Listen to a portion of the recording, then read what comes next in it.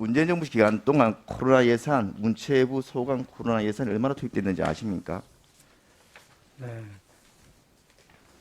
문제, 8조가 넘는 예산이 지금 투입됐습니다. 정말 엄청난 예산입니다. 이런 피해 예산, 구제 예산들이 잘 지금 편성, 집행되고 또 성과가 나타나고 있습니까?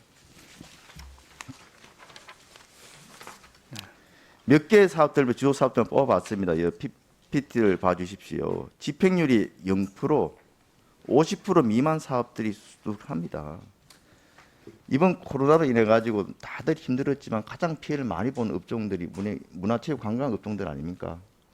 이런 업종들 지원을 위해서 어렵게 예산을 편성했으면 제대로 집행이 되고 사용이 되었어야 되는 거 아니겠습니까?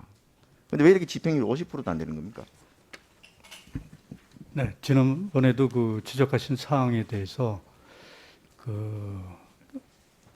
우리가 그 짜임새 있게 이런 걸 갖다가 챙겨지 못한 거에 대해서 자책을 하고 있으면서 문재인 정부에서 네. 이런 예산들이 제대로 기획이 되지 않고 주무크구식으로 편성된 1차 원인이 있습니다.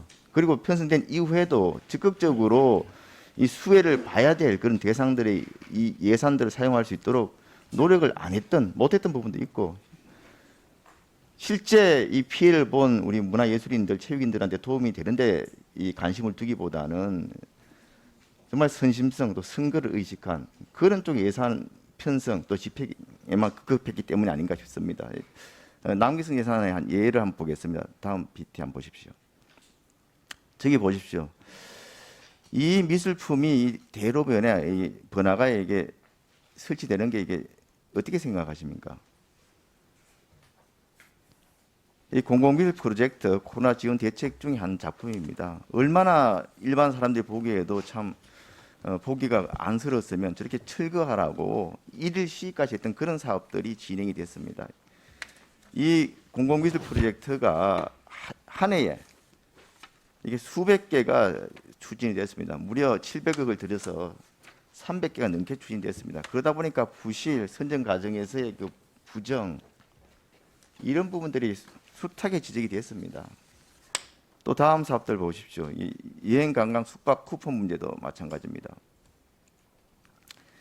저번에도 그 언론에서 지적을 제가 했습니다만은 숙박 쿠폰 같은 경우에도 엉뚱한데 미성년자한테까지도 발급이 되다 보니까 미성년자들이 호텔에 투숙하는 그런 참 웃지 못할 일이 있었습니다.